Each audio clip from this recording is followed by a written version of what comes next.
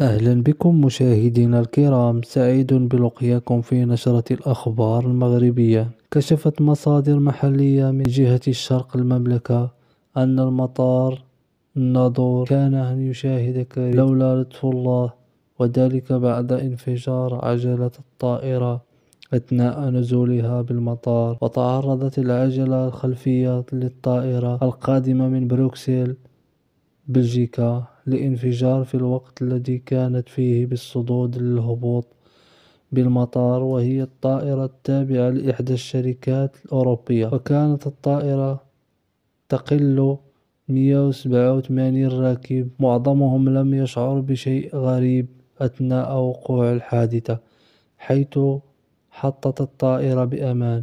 حسب نفس المصدر: كنتم في رعاية الله، وإلى اللقاء.